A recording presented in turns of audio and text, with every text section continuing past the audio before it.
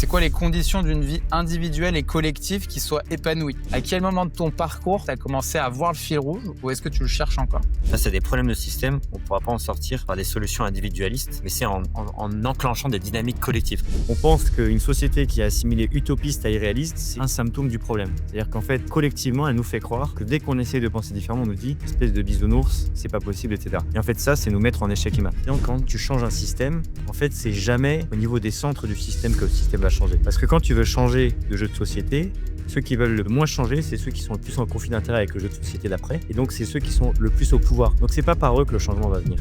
Imaginons, je me projette dans 10 ans. J'ai fait ce que j'envisage de faire et ce que j'ai fait n'a pas porté de fruits. Est-ce que je suis OK avec ça? Et je pense que pendant longtemps, j'étais plus perdu que la moyenne. Et maintenant, je me suis plus trouvé que la moyenne.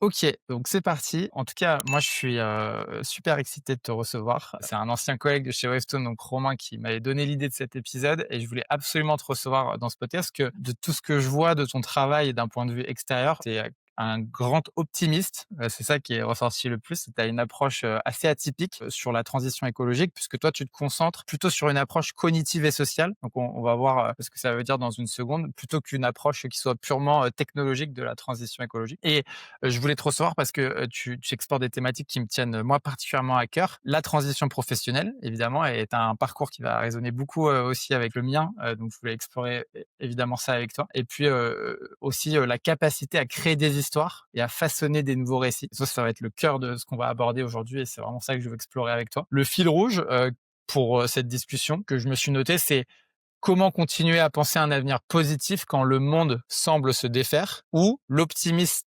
lucide comme acte de résistance. Parce que je trouve que tu incarnes un peu cette tension qu'on vit tous, c'est-à-dire pour construire de l'espoir collectif face à la catastrophe climatique potentiellement ou à l'instabilité politique, il faut réconcilier à la fois l'espoir, le sens, la connaissance de soi. Mais ça, parfois, cette posture-là, elle peut avoir un coût. Parler d'éco-anxiété, de tension à agir à l'échelle micro, macro, la fatigue parfois de porter des récits désirables face à des reality checks qui peuvent être violents. Donc, c'est tout ça que je veux qu'on explore ensemble aujourd'hui. Mais avant tout ça, Benoît, est-ce que tu veux bien te présenter? Yes, déjà, merci pour l'invitation, Thomas. Moi, j'aime bien me présenter de la manière suivante, c'est en m'appuyant sur une approche qui s'appelle le cercle d'or de Simon Sinek, qui dit globalement, beaucoup de gens sont capables d'expliquer ce qu'ils font, le quoi, quelques-uns comment, leur manière singulière de le faire, mais assez peu pourquoi ils le font. Et c'est dommage parce que les êtres humains, c'est des êtres spirituels qui ont besoin de sens. Et quand on commence par le pourquoi, généralement, on vient beaucoup plus les mobiliser. Donc moi, j'aime bien commencer par mon pourquoi. Moi, c'est de contribuer à accélérer la transition écologique et sociale. Comment je fais ça? Moi, plutôt par appétence et de par mon parcours, c'est plutôt sur la dimension humaine et organisationnelle que je me concentre. Et le quoi, globalement, j'aime bien dire que j'ai un peu 3 axes. Le premier, c'est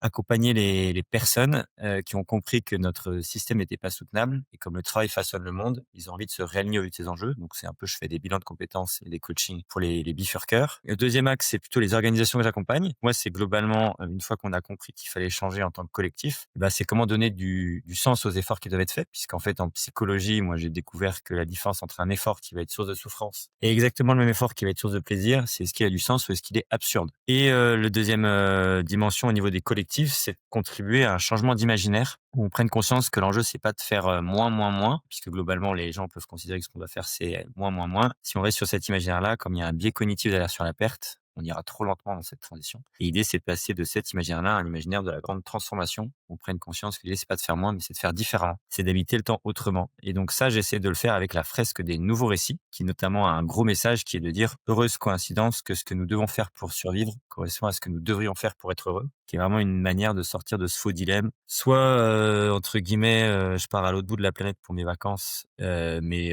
du coup, je suis heureux, mais je flingue la planète. Soit au contraire, je mange des pois chiches tout tristes dans mon assiette pour préserver la planète, mais je suis tout triste, quoi. Et en fait, c'est dire non, ça c'est un faux dilemme. Il y a une troisième voie qui permet de concilier soutenabilité et en même temps plus grand bonheur pour les personnes, en se basant sur les sciences humaines et sociales. Et le troisième axe, c'est je me forme un peu tout le temps puisqu'il n'y a pas plus transverse que les enjeux de transition, ça touche tous les espaces de la société. Et donc je me forme un peu tout le temps et c'est dans ce cadre-là, par exemple, que j'ai suivi un cursus de psychologie pendant 5 ans, en parallèle de mes activités professionnelles. Cursus que j'ai fini maintenant il y a un peu plus d'un an, un an et demi. Voilà pour ma petite présentation. Je dis petite, mais Ok. c'est vrai que elle est un peu longue. Et c'est ça qui est, chouette, je pense, c'est que c'est riche et que les choses aussi se nourrissent évidemment. Alors justement, je voulais aborder un peu, avec toi d'abord le côté un peu, transition professionnelle et sens. Parce que donc moi, tu vois, j'ai quitté, donc Wavestone, j'ai fait 5 ans en cabinet de conseil en cybersécurité et j'ai quitté ça, donc là en mars de cette année, ce que je te disais tout à l'heure et s'en est suivi un peu, quelques mois de recherche, d'introspection pour essayer de trouver ma voie, de mettre du sens dans ce que je fais. Je suis parti principalement parce que je trouvais qu'il y avait plus de sens, tu vois? Et pour le coup, moi, j'ai pas du tout le discours de quelqu'un, qui va dire: «Le CDI, c'était horrible, j'aimais pas du tout ça». En fait, moi, ça a été très dur de partir de ce taf parce qu'en fait, c'était très cool. Tu vois? J'avais un super taf, j'avais une super position, je faisais des choses méga intéressantes avec des gens brillants, j'adorais mes collègues, je cochais toutes les cases et même, tu vois, en termes de satisfaction personnelle, mais il me manquait ce truc, tu vois, au fond de c'est quoi le sens de tout ça pour moi, tu vois? J'arrivais pas à la raccorder à moi et donc c'est pour ça que je suis parti, ça m'a mis beaucoup de temps et j'ai tu vois, beaucoup d'introspection en interne et cetera pour faire ça, beaucoup de réflexion, et finalement je l'ai fait, tu vois? Et du coup, en partant, je cochais plus aucune case, j'avais plus, cette carrière en or, ce truc tout tracé et j'arrivais à me raccorder de: «OK, mais je sais que je suis sur la bonne route» parce que là, j'essaie vraiment de trouver quelque chose qui me qui fait sens pour moi. Aujourd'hui, tu vois, j'ai l'impression que les choses s'éclaircissent et ça va bouger évidemment, mais j'ai quand même l'impression d'identifier un espèce de fil rouge dans tout ce que j'ai fait qui ont mené à ce que je fais aujourd'hui et j'ai l'impression un peu tu vois, de connecter les points et c'est ça qui me donne beaucoup d'excitation et tu vois, j'arrive à la fois me donner du sens pour l'avenir, mais aussi de faire sens de mon parcours et donc ma question que j'ai beaucoup contextualisée, c'est, tu vois, en préparant cet épisode, j'ai vu que toi, tu as commencé par le football professionnel, tu as été assistant parlementaire, tu as fait du conseil, je crois que tu as été fleuriste aussi, il me semble? Oui, je sais pas si Non, j'ai je l'ai non, pas non, c'est fleuriste. pas ça? OK, pas fleuriste, pardon. En tout cas, tu as eu Juriste, énormément juriste de peut-être. juriste, OK et tu as eu énormément de choses dans ton parcours très riche et ensuite tu as refait des études de psycho, facilitateur maintenant, et ce que tu fais avec la fresque du climat et fresque des nouveaux récits. De l'extérieur comme ça peut paraître un peu chaotique, tu vois? Surtout les années avant que tu réussisses à te définir et à te présenter comme tu le fais aujourd'hui. Mais mon hypothèse, c'est qu'il y a un fil rouge dans tout ça, tu vois? Et donc ma question, c'est à quel moment de ton parcours tu as commencé à voir le fil rouge ou est-ce que tu le cherches encore? Tu vois? Où tu en es par rapport à ça? Ouais, c'est une bonne question. Je pense que, tu vois, par exemple, quand je voulais devenir footballeur professionnel, je voulais le devenir parce que c'était pour être aimé, en gros. Globalement, moi, je suis tombé dans le foot, j'avais 7 ans en 98 et donc je pense que j'avais vu, toute la joie que ça générait et tout l'amour que les gens portaient pour ces joueurs de foot. Donc je pense que c'était un peu ça le moteur derrière vouloir devenir footballeur professionnel.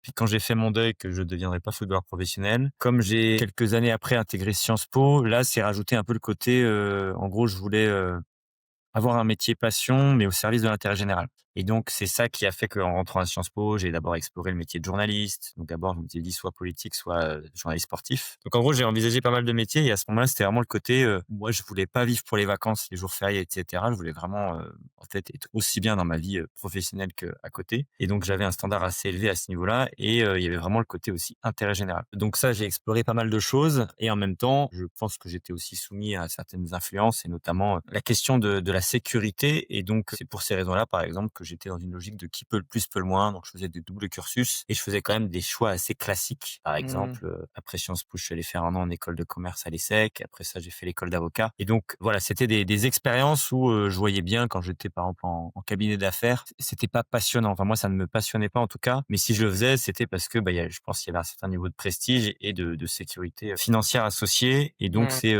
typiquement dans mes expériences en cabinet d'avocat, il y a un peu une tension qui a émergé. C'est-à-dire que là où je trouvais que ça avait plus de sens, c'est quand je défendais des personnes. Et là, je voyais que d'un coup, ça avait plus de sens, ça m'animait plus. Sauf qu'il y avait pas la sécurité financière et donc j'arrivais pas à trouver ce juste milieu et donc moi mon déclic ça a vraiment été fracture de clavicule en jouant au football en 2018. OK. Je suis arrêté un peu un mois et là globalement il y a pas mal de choses qui se sont passées. J'ai vu un documentaire en quête de sens qui m'a rappelé alors que je commençais un petit peu à désespérer, à baisser les bras sur le fait que c'était possible d'avoir plus que juste entre guillemets un job avec un statut social et une sécurité financière, ce qui est énorme, ce qui est un grand privilège dans notre société. Je commençais à me dire avoir plus que ça c'est pas trop possible. Et ce documentaire en quête de sens disait un peu en gros, si les personnes qui ont le plus de privilèges ne font pas ce pas-là, qui va le faire et qui va ouvrir un peu la voie pour généraliser ces possibilités-là et changer un peu les normes sociales. Il y a eu ça. Moi, j'ai aussi un retour à la foi, c'est-à-dire que je m'étais éloigné de la foi alors que familialement, j'ai été élevé dans une culture chrétienne, on va dire. et je m'étais éloigné. Et là, il y a un encyclique qui s'appelait Laudato Si du pape François qui vraiment explique que pour qu'une société fonctionne, il faut que le rapport à soi-même, le rapport aux autres humains, aux non-humains et on va dire à une force transcendante soit fonctionnel, soit sain. Et ça m'a un peu donné une boussole pour une société qui fonctionne bien. Et le dernier truc, c'est que j'ai lu un livre qui s'appelait Réinventer sa vie professionnelle, 3 petits points quand on vient de la commencer. C'est globalement à partir de là que j'ai pu commencer à avoir ce fil et être capable de raconter de plus en plus, un peu comme je l'ai fait au début de cet épisode, un narratif qui soit cohérent et qui permette voilà, moi, maintenant, j'aime bien résumer en disant souvent avant de me planter, je dis: «Je pense que pendant longtemps, j'étais plus perdu que la moyenne et maintenant, je me suis plus trouvé que la moyenne». OK.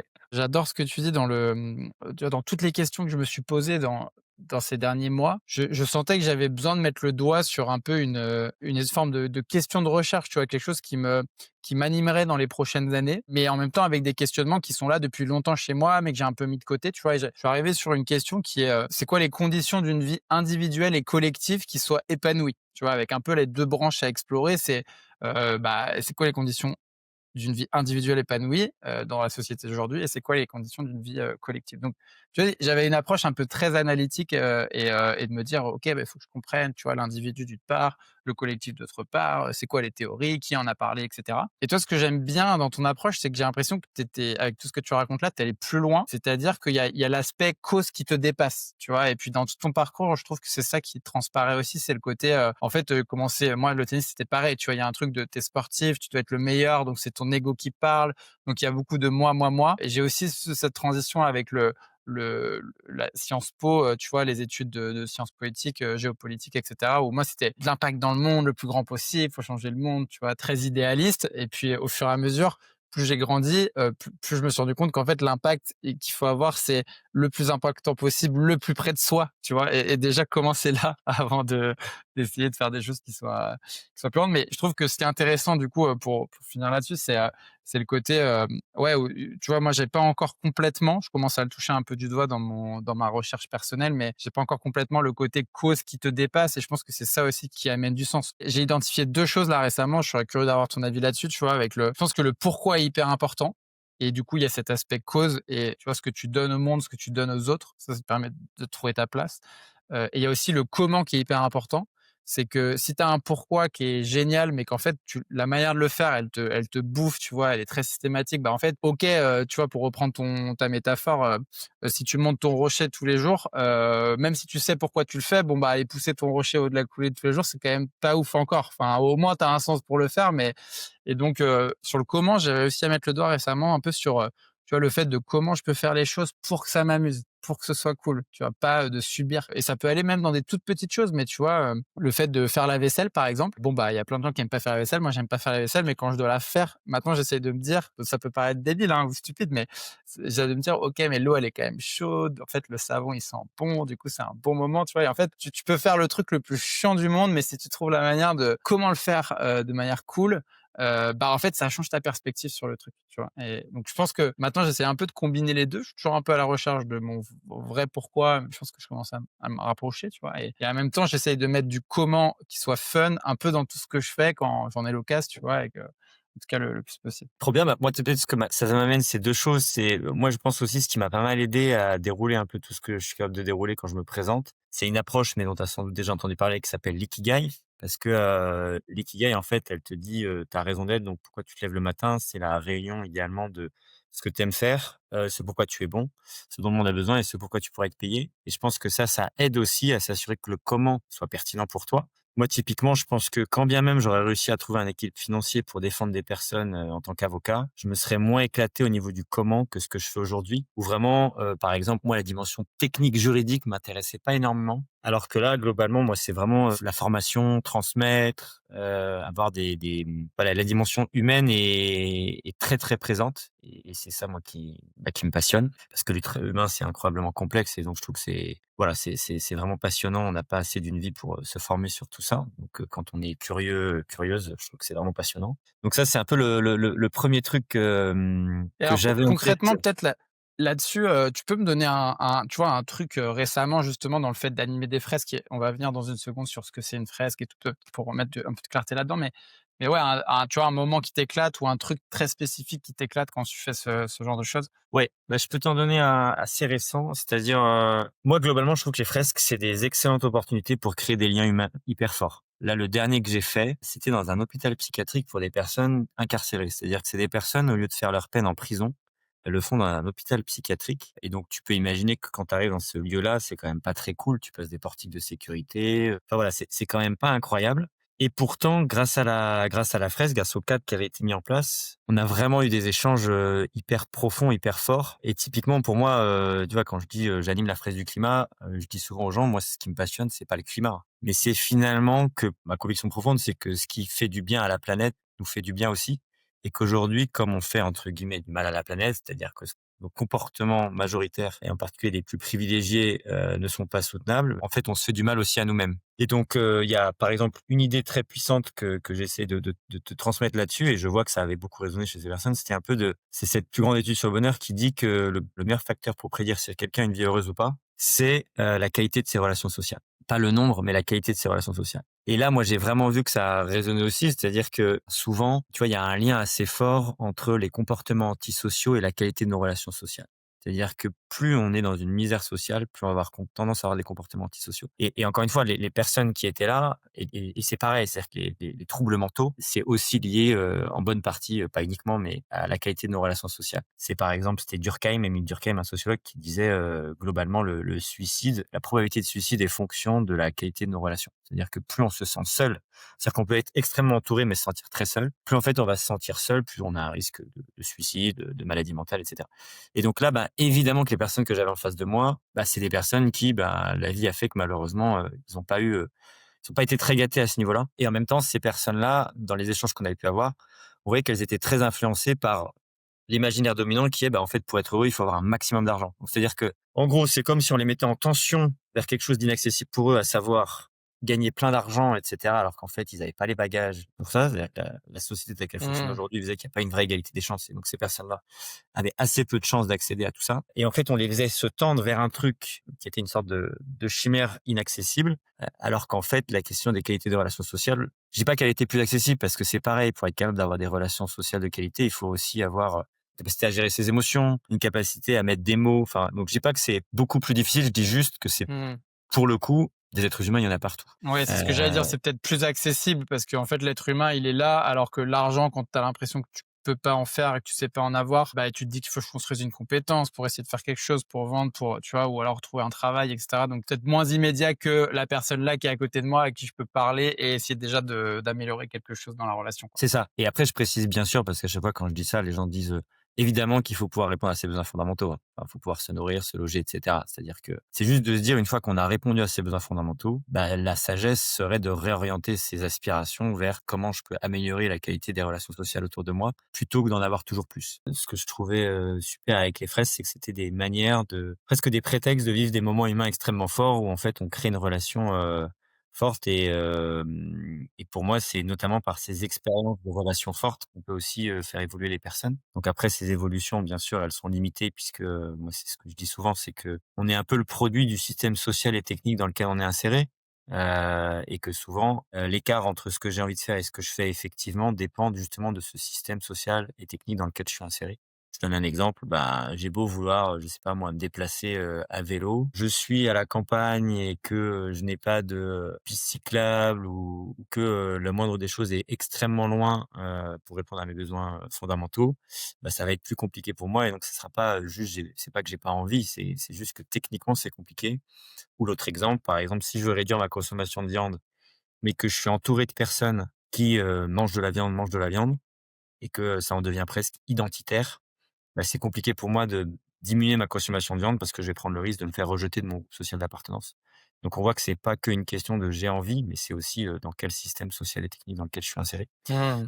Le concept que j'aime bien utiliser, c'est le concept d'alliance. C'est de dire plus, le lien créé entre la personne qui anime et les personnes qui participent va être fort, plus il va y avoir des chances qu'il se passe quelque chose. Et pour créer cette alliance, ça c'est tiré de la psychothérapie, il y a 3 ingrédients à cultiver. Le premier, c'est un regard positif inconditionnel. Donc c'est globalement, peu importe ce que dit la personne en face, c'est de continuer à la regarder positivement. Deuxième ingrédient, et ça aide à faire le premier, c'est faire preuve d'empathie. Donc c'est la capacité à se mettre à la place de l'autre. Donc c'est de se dire: «OK, je comprends pourquoi cette personne dit ça. peut-être dit quelque chose que je considère comme une bêtise, mais en me mettant à sa place, j'arrive à comprendre pourquoi ça a du sens pour cette personne de dire ce qu'elle dit. Et le dernier, c'est la congruence. C'est quand ce que je pense, ce que je dis et ce que je fais sont alignés. Parce que si la personne sent que je ne suis pas congruente, bah, potentiellement, elle va sentir que je la manipule. Et du coup, ça, c'est l'inverse de l'alliance, c'est-à-dire que c'est pas possible de créer de la confiance. Et donc, moi, je m'évertue dans mes ateliers à créer cette alliance et donc pour qu'à minima, il se passe quelque chose d'un point de vue humain et du coup de contribuer un peu à un changement d'imaginaire, donc de représentation mentale de ces sujets-là et en essayant d'éclairer effectivement qu'à un moment donné, si on veut changer, il faut s'entourer de personnes qui veulent aller dans la même direction que celle qu'on veut prendre. Et c'est quoi du coup un moment précis où du coup enfin vraiment ça t'éclate, tu vois? Où tu vois que tu as de l'impact, ou tu vois ça se joue où et ça se joue comment? Bah, si je reprends l'exemple de cette fresque-là, la première partie, c'est sur le diagnostic, donc c'est pas mal pour cultiver la lucidité, parce que globalement, pour moi, un bon atelier de mobilisation type fresque, c'est cultiver la lucidité sur à quel point c'est grave. Le changement qu'on va faire, il est profond et il faut y aller relativement vite. En gros, on n'a pas tout notre temps. Ça, c'est la lucidité. Le deuxième, c'est l'optimisme, c'est faire prendre conscience que ce qu'on doit faire, c'est connu, possible, souhaitable. Donc en gros, il n'y a pas besoin d'attendre une innovation technologique, une solution un peu magique qui n'existerait pas encore, mais tout existe déjà maintenant. C'est vraiment une question politique collective. Comment collectivement on se met en mouvement, on priorise, parce qu'il suffit entre guillemets de faire passer à l'échelle toutes les solutions technologiques, techniques, sociales, humaines, organisationnelles qui existent déjà, mais qui sont appliquées à trop petite échelle. Connu, possible, souhaitable parce que globalement, tu vois, c'est un peu dans les. Je fais un autre parallèle. Les sagesses nous montrent souvent on peut pas choisir l'argent et Dieu. Dieu, on peut mettre derrière Dieu la question des relations, justement. Question des relations humaines, des relations sociales. Et donc, ce que montrent souvent les travaux, c'est que plus un pays va avoir, par exemple, un PIB élevé, plus la qualité des relations sociales va être dégradée. Donc, c'est comme s'il y avait une relation inversement proportionnelle entre le niveau de marchandisation dans une société, puisque le PIB, c'est un bon indicateur de la marchandisation des relations dans une société. Plus le PIB va être élevé, plus les relations humaines vont être dégradées. Et donc, c'est un peu de dire, bah, c'est désirable parce que du coup, en changeant de boussole, ben, en fait, on pourrait viser un espace à la fois sûr et juste pour l'humanité qui nous rendrait collectivement plus heureux parce que ne cirait pas la branche sur laquelle notre bonheur est assis, à savoir la qualité des relations sociales. Et donc ça, c'est le deuxième, c'est le côté optimiste. Et le dernier, c'est actif, c'est face à un problème de système, c'est normal de se sentir impuissant. Et donc, ce qu'il faut, c'est réussir à faire le deuil de sa toute-puissance, parce que c'est la croyance qu'on est tout puissant qui peut justement nous rendre un peu malade d'un point de vue éco-anxiété, etc. Mais d'assumer sa puissance. C'est-à-dire, c'est de prendre conscience qu'en fait, on peut grandir en pouvoir d'agir et donc aussi en joie, parce que le philosophe Spinoza dit que globalement, la joie, c'est une émotion qui nous informe que notre pouvoir d'agir est en train d'augmenter. Et donc, globalement, la première partie de l'atelier que j'ai fait dans cet hôpital psychiatrique, sur la lucidité, bah voilà, c'est technique, c'est humainement, il se passe pas énormément de choses. Par contre, quand on bascule sur l'optimisme et l'actif, là, c'est à fond de l'humain. Et ça, c'est vraiment les parties que je préfère parce que c'est là où on voit vraiment les gens, en fait, presque comme s'il y avait des déclics. C'est, ah oui, j'avais pas du tout vu comme ça. C'est comme si, voilà, quand je dis ça ouvrait le champ des possibles, ça ouvrait l'imaginaire. Et du coup, là, on sent qu'il se passe un truc. Là, typiquement, bon, ils étaient très expressifs. Il y en a un qui avait dit merci Monsieur Benoît, je pense que ce que vous avez dit là, ça va changer ma vie. Et c'est vrai que quand on entend des choses comme ça, alors après, voilà, je veux dire, tous les publics ne sont pas aussi expressifs que ça. Mais pour moi, et encore une fois, c'est pas parce que, bah voilà, il a dit ça que derrière ça, sa vie va vraiment changer. Parce que comme j'ai dit, ça dépend de plein d'autres choses. Mais en tout cas, voilà, je trouve que c'est des moments rares qu'on vit pas assez dans le reste de la société. Je sais pas si c'est beaucoup plus précis ou si tu veux encore que je Ouais, reformule, non, Thomas. non, c'est Mais c'est parfait, mais tu vois, je fais des parallèles aussi avec, moi, ce que je vis dans ma pratique du coaching, et c'est vrai que je peux ressentir le même genre de choses, tu vois? De quand tu rentres dans le monde de quelqu'un et que tu essaies de comprendre sa manière de voir les choses et de raisonner et son système interne, et que tu identifies les narratifs qui guident tout ça, et que tu commences à déconstruire certains de ces narratifs, et tu te rends compte à quel point ça redonne du pouvoir, en fait, à l'individu de se raconter une histoire un peu différemment et de framer les choses différemment. Ça, c'est créateur, de ce que tu disais, de pouvoir et d'action énorme dans une vie, et du coup, bah, d'augmentation de la joie et du bonheur parce qu'on sent qu'on est capable de, et qu'en le faisant, bah, ça amène à d'autres choses et cetera, et c'est vraiment, top. En tout cas, il y a un truc que j'admire, moi, dans ton action. Alors peut-être avant de rentrer là-dedans, pour reclarifier, est-ce que tu peux nous expliquer ce que c'est la fresque, des nouveaux récits? ouais, carrément. Bah, pareil, si je présente la fraise des Noétie avec, le cercle d'or de Simone Sinek, le pourquoi, c'est de contribuer à faire émerger un futur qui soit à la fois soutenable et désirable pour tout le monde. Donc ça fait notamment écho à un concept qui s'appelle l'économie du donut. L'économie du donut, c'est, une économiste d'Oxford qui dit globalement nos théories économiques modernes sont hors sol et ça explique pourquoi on a franchi 7 ou 8, je me souviens plus, des 9 frontières planétaires en 70 ans, alors qu'Homo sapiens existe depuis 300 000 ans. Et donc là, l'objectif de l'économie de notes, c'est d'avoir un modèle économique qui nous fasse viser non pas toujours plus de PIB, mais un espace sûr et juste pour l'humanité. Donc sûr au sens où on reviendrait sous les frontières planétaires, donc dans un espace sûr pour le vivant en général et l'humain en particulier. Et en même temps juste parce qu'on permettrait à tous les êtres humains de répondre à leurs besoins fondamentaux, se loger, se nourrir, etc. Et donc ça, nous, globalement, notre raison d'être, c'est de contribuer à faire émerger ça. Comment? Nous, on essaie d'augmenter le pouvoir d'agir des pionnières et des pionniers de la transition. Donc, ce terme-là, ça fait référence à un concept qui s'appelle le point de bascule social. C'est des théories qui montrent que pour qu'une société humaine se transforme, il n'y a pas besoin d'attendre que tout le monde se transforme. Il suffit d'avoir un petit nombre de pionniers qui sont rejoints par des adopteurs précoces. Et là, on atteint un point de bascule social qui fait que le changement se produit très rapidement. Et globalement, par exemple, même quand on regarde le modèle actuel, initié par les États-Unis, on voit que ça a fonctionné de la même manière avec le plan Marshall, qui étaient les pays d'adopteurs précoces. Et les réfractaires, c'est-à-dire les derniers à changer, c'était l'URSS, c'était la Chine, etc. Mais on voit que voilà, ce changement, il s'est produit de la même manière au niveau sur les dernières décennies. Et du coup, nous, ce qu'on vise, c'est vraiment les pionnières et pionniers, parce que pour que le mot nouveau récit résonne, a priori, il faut déjà avoir fait un petit peu de chemin. Sans ça, pour les gens, c'est du chinois et leur attention ne s'arrête même pas sur le mot fresque des nouveaux récits. Et donc, le quoi, qu'est-ce qu'on propose concrètement? On a deux parties. Une première, c'est inspiré de la pédagogie fresque du climat. On repositionne les cartes dans une logique cause-conséquence pour comprendre un problème de système. Et on a une deuxième partie qui est inspirée de l'utopique fiction, où l'idée, c'est qu'on les met en groupe de 3-4 pour créer ces fameux nouveaux récits, donc ces projections dans l'avenir, dont ils vont être les actrices et les acteurs. Et globalement, les 3 messages clés qu'on a envie qu'ils retiennent avec la partie carte, parce qu'on sait qu'ils retiendront pas tout des cartes, c'est 1, prendre conscience que l'espèce humaine est une espèce fabulatrice, c'est-à-dire qu'on passe son temps à se raconter des histoires. Et c'est tellement le cas qu'un peu comme le poisson dans l'eau, on n'a même plus conscience d'évoluer dans l'eau, donc d'évoluer au milieu des récits. Ça, pour le concrétiser, moi, j'aime bien donner l'exemple de Yuval Noah Harari qui dit: vous n'arriverez pas à convaincre un singe qui vous donne sa banane en échange d'un bout de papier. Eh bien, nous aussi, les êtres humains, on passe son temps à s'échanger ces bouts de papier en échange de bananes. Ces bouts de papier, c'est l'argent. Donc, on voit que nous, on est capable de créer des récits, des fictions qui viennent complètement influencer nos comportements, même sans qu'on en s'en rendre compte. Deuxième message clé, c'est de dire malheureusement aujourd'hui les récits dominants, donc les récits majoritaires, les plus diffusés dans l'espace public, ils contribuent à activer des verrous à la transition. Donc ça permet de comprendre en partie pourquoi on agit si peu, en tout cas pas à l'auteur des enjeux. L'exemple que je donne ici, c'est par exemple, on a les rapports du GIEC qui nous disent que le trafic aérien ne pourra pas continuer à augmenter comme il augmente chaque année. Et pourtant, quotidiennement, on est exposé à des publicités nous invitant à prendre l'avion pour partir pour quelques euros à droite à gauche. Et donc, a priori, dans l'espace public, comme on est exposé à 3000 publicités en moyenne par jour, on voit que c'est beaucoup plus présent que les rapports du GIEC. Et le troisième message clé, c'est de dire bonne nouvelle, l'être humain n'est pas programmé pour détruire la planète et mettre en place des systèmes sociaux inégalitaires. Les nouveaux récits peuvent véhiculer des idées qui vont agir comme des clés sur ces verrous en mettant les gens en mouvement. Voilà un peu en résumé sur la frise des nouveaux récits. OK, super.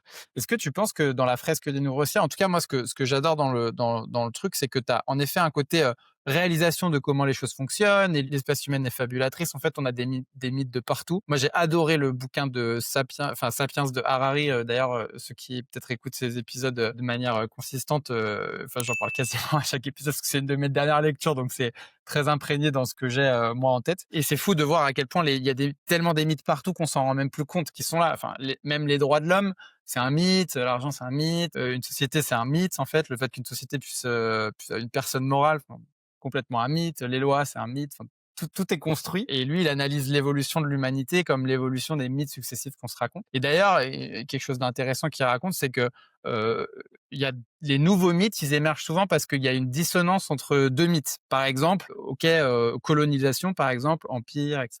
On vient coloniser d'autres pays. Puis ensuite, droits de l'homme. Puis ensuite, droits de l'homme, droit des peuples à disposer d'eux-mêmes. Et du coup, processus de décolonisation parce que le cerveau humain et les mythes eux-mêmes cherchent de la constance en fait et de la cohérence. Et donc c'est comme ça que les choses évoluent et c'est ça qui drive carrément la culture humaine. C'est son parti pris. Donc c'est ça que j'aime bien aussi dans ce que tu fais avec la fresque des nouveaux récits. J'ai pas eu la chance d'en faire encore, mais j'espère que j'en ferai un bientôt. C'est que tu as un peu ce côté se rendre compte aux gens de tout ça, et la théorie derrière, quels mythes on se raconte, quels sont les mythes aujourd'hui qu'on se raconte nous dans nos vies. Et après, tu as la partie faire des nouveaux récits à des personnes, genre, à quoi ça ressemblerait un nouveau récit. Et sur cette partie-là, est-ce que tu as j'ai du mal moi à me projeter, tu vois, mais du coup, qu'est-ce que les gens ils se disent, qu'est-ce qu'ils se racontent, quel genre de récit ils construisent?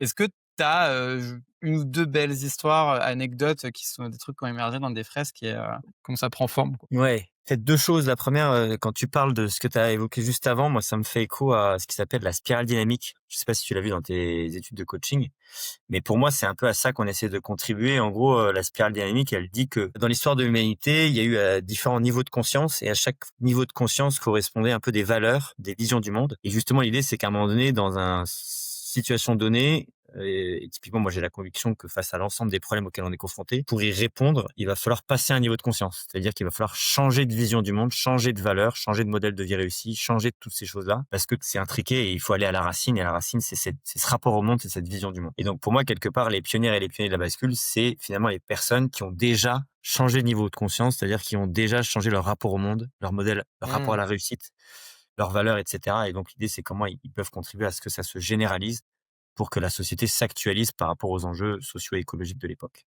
Et donc effectivement, on les fait créer ces nouveaux récits parce que c'est quelque chose dont on s'est rendu compte, c'est que l'idée c'est pas d'imposer un récit venu d'en haut, c'est de le faire émerger par les personnes. En le faisant, ça leur redonne du pouvoir d'agir et en même temps ça contribue à un changement collectif d'imaginaire parce que plus on est nombreux à créer ces fameux nouveaux récits, plus finalement ça va changer notre imaginaire collectif. Et il y a besoin que ce soit les mêmes ou pas forcément?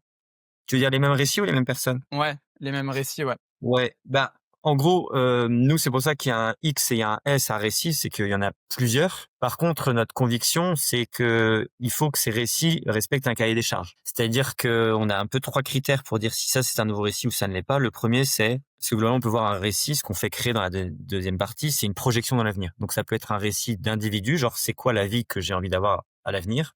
Ça peut être un récit d'organisation. C'est quoi le projet de mon organisation à l'avenir? Ou ça peut être un projet de pays, par exemple, ou une collectivité territoriale, etc. Et pour que cette projection dans l'avenir, donc ce récit soit un nouveau récit, il faut se dire, est-ce que si tout le monde voulait faire la même chose, ce serait soutenable? Parce que si c'est pas le cas, c'est pas un nouveau récit. L'idée, c'est pas qu'on fasse tous la même chose, mais c'est que comme on est censé être égaux en dignité, c'est que tout le monde puisse le faire s'il le voulait. Donc ça, typiquement, je sais pas dire, tout le monde part dans l'espace, du tourisme spatial, ça c'est pas un nouveau récit parce qu'on voit que c'est pas soutenable, tout le monde ne pourra pas partir dans l'espace. Le deuxième, c'est est-ce que si tout le monde voulait le faire, ce serait possible ou ça priverait en fait une partie des êtres humains de répondre à leurs besoins fondamentaux. Là, un récit qui serait en gros tout pour mon pays et pas assez pour le reste du monde, bah ça c'est pas un nouveau récit, c'est pas un... Et le dernier, Donc c'est pensée globale, quoi. voilà, Mon deuxième point, c'est passer le c'est test de l'universalité. Vraiment, encore mmh. une fois, c'est pas qu'on fasse tous la même chose, mais c'est que dans l'absolu, si tout le monde voulait faire la même chose, est-ce que ce serait possible? Sans ça, il y a un caractère injuste à ce récit, à cette projection, puisque je me projette dans l'avenir au détriment des autres. Et le dernier, c'est est-ce que mon projet contribue à améliorer la qualité de relations sociales et le pouvoir d'agir des gens? Et là, typiquement, on voit qu'aujourd'hui, il y a un certain nombre de récits, notamment autour des technologies, qui viennent dégrader les relations sociales et dégrader notre pouvoir d'agir, notamment en nous aliénant. Et l'aliénation, c'est l'inverse du pouvoir d'agir, c'est-à-dire que si je fais des choses que je ne voudrais pas faire parce que je suis pris dans une mécanique, je sais pas, par exemple, les algorithmes des réseaux sociaux avec les systèmes de récompense qui font qu'en fait, je peux passer des heures à scroller et quand je j'éteins mon portable, je me dis mais pourquoi j'ai fait ça? Là, c'est vraiment j'ai été pris d'une phase d'aliénation où en fait, j'ai pas été maître de ce que je voulais faire. Mmh. Donc je te dis pas que les récits qui sont créés dans nos ateliers sont tous parfaits du point de vue de ces 3 critères parce que les gens viennent de plus ou moins loin, ont déjà plus ou moins digéré un peu tout ça. Mais globalement, pour nous, c'est un peu ça, c'est si tu remplis les 3 critères, c'est un nouveau récit et là, ça laisse un champ des possibles immense.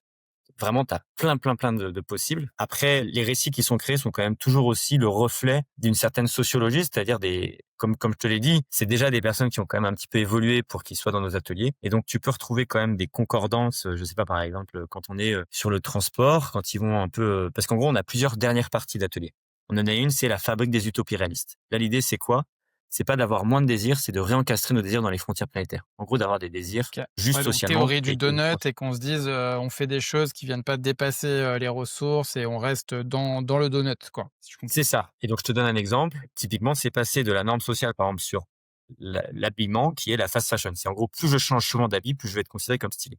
Là, on voit ça que d'un point de vue soutenabilité, ça tient pas. Aujourd'hui, on a produit suffisamment d'habits pour s'habiller pendant 80 ans. Et socialement, ça ne tient pas parce que le prix à payer pour ça, c'est des esclaves à l'autre bout de la planète, quoi. Et donc, l'idée, c'est de remplacer ça par une autre norme. C'est-à-dire, par exemple, ce serait plus je porte un habit qui a été porté par d'autres, plus je suis stylé parce que plus je m'inscris dans un héritage, dans un Mmh. lien à d'autres. Et là, on voit qu'on a gagné des points soutenabilité et social. Et c'est de voir comment cette norme-là, on va passer d'un petit groupe d'individus à ce que ça va devenir la nouvelle norme sociale. Donc ça, c'est une partie de. On en a une autre, c'est les organisations du monde d'après. L'idée, c'est comment on passe du paradigme de l'entreprise profitable, développé par Milton Friedman dans les années 70, qui dit la seule et unique responsabilité d'une entreprise, c'est de faire du profit, parce que si elle fait du profit, ça va ruisseler sur la société.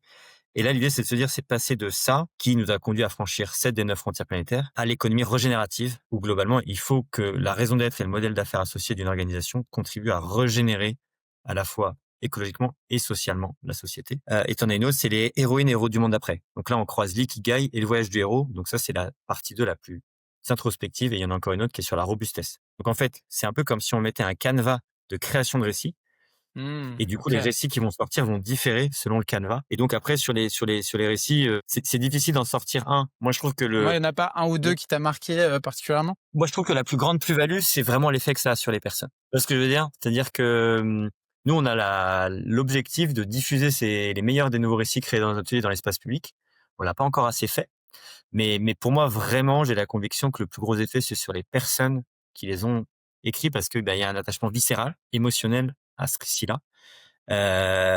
Et vraiment, c'est aussi parce que, en fait, on leur fait faire un truc qui leur paraissait impossible au début de l'atelier. C'est-à-dire écrire un récit avec limite de temps avec des personnes qu'elles connaissent à peine. Et ça, c'est pour nous, c'est un peu une mise en abîme de ce qu'on va faire collectivement. On a l'impression que c'est impossible, il y a trop d'enjeux Mmh. entremêlés. On a une pression temporelle et donc on pense que c'est impossible. Et là, c'est de dire grâce au pouvoir du collectif, on peut réussir à faire des choses qui nous paraissaient impossibles. Que j'aime, c'est que ça force la création d'un espace où tu te poses la question. Tu vois? C'est ça que j'aime avec le coaching aussi, c'est que, en fait, bah, tu viens questionner des croyances établies et sans cet espace-là, tu te poserais pas la question de te dire: «Mais en fait, je pense comme ça, pourquoi je pense comme ça? Ah ouais, c'est pas une fin en soi, comment je pourrais penser autrement?» Juste ce truc-là de tu crées l'espace de faire ça, déjà tu ouvres une porte de dire: «Ah ouais, en fait, je me suis jamais posé la question, mais je peux complètement l'ouvrir cette porte», tu vois? Et du coup, qu'est-ce que je mettrais derrière, tu vois? Et ouais, rien que ça, je trouve que déjà en soi, c'est puissant. Hyper intéressant le côté, tu vois, ça vient nourrir de l'espoir et c'est un peu ce que tu disais tout à l'heure, c'est en fait, je suis capable de faire des choses à mon niveau, de remplacer mes croyances à moi pour agir différemment et ça peut-être, f avoir un effet papillon et grandir. Est-ce qu'il y a il y a la poursuite de nouveaux récits, tu vois, après la fresque? Est-ce qu'il y a des gens qui se mettent en équipe, ils ont inventé une histoire, enfin, ils ont créé un futur possible, en fait, et puis ils se disent: «OK, maintenant comment on actionne?» Il y a quelque chose d'un peu plus engagé derrière ou pas forcément? En fait, j'ai 2 choses qui me viennent, par rapport à ce que tu dis. Le premier, c'est vrai que je l'avais jamais vu comme ça, mais c'est vrai que je trouve que les ateliers, souvent, c'est un peu des moments hors du temps. Mais je pense que l'autre manière de formuler ça, c'est un peu, je sais pas si tu connais, les 2 vitesses de la pensée de Kahneman, système 1, système 2. Et ben, pour moi, c'est un peu comme si dans ces ateliers, on les mettait en système 2. C'est-à-dire que le Donc système système qui est 1, c'est rationnel, il me semble, analytique et cetera, et 2, c'est plutôt émotion, créativité, cerveau gauche, cerveau droit, quoi. alors, peut-être que j'inverse, mais pour moi, le système 1, c'est celui des automatismes. C'est en gros, la OK. plupart du temps, l'être humain, il est en mode pilotage automatique et il est Mmh. sur des routines. Et le système 2, c'est quand on sort de ça, et donc typiquement, collectivement, pour bifurquer, il faut être capable de se mettre plus en système 2. Et donc, pour moi, dans nos ateliers, par rapport à ce que tu dis, c'est-à-dire qu'on ouvre un espace où les gens sortent de leurs automatismes. On leur fait faire un truc qu'ils n'ont pas l'habitude de faire. Du coup, ça les Mmh. pousse. Potentiellement, ça ouvre un champ de bifurcation. Et donc, je pense que pareil, les moments de coaching, c'est des moments où on vient plutôt convoquer le système 2 que le système 1 des routines, parce que un coaching est censé permettre un changement entre avant-après l'accompagnement, et donc plutôt grâce au recours au système 2. Typiquement, moi, ce que j'essaye aussi de faire quand j'accompagne les groupes à créer ces récits-là, c'est de leur dire un peu comme un jeu de rôle: mettez-vous à la place des premières suffragettes, des premiers abolitionnistes de l'esclavage. Au début, ils étaient 3-4, ils ont contribué à un changement derrière. Et ça, c'est aussi pour moi parce que c'est une manière d'acculturer les gens à, face à des problèmes de système, on ne pourra pas en sortir par des solutions individualistes, mais c'est en enclenchant des dynamiques collectives. En gros, il n'y a pas de manière de résoudre des problèmes systémiques hors l'enclenchement de dynamiques collectives. Donc, c'est de les mettre dans ce narratif-là et de les acculturer à ça. Et donc, nous, à date, on va pas forcément faire d'études d'impact de à quel point les gens, derrière les récits qu'ils ont créés, sont allés les mettre en œuvre. Moi, ce que je peux voir, c'est déjà, moi, à titre perso, les récits que j'ai créés sont vraiment venus ensemencer mon imaginaire et ont contribué à nourrir beaucoup des projets que j'ai menés. Là, typiquement, on a un projet qui s'appelle Vivant, qui est pour but de mettre en musique toutes les pionniers, organisations et individus de la bascule.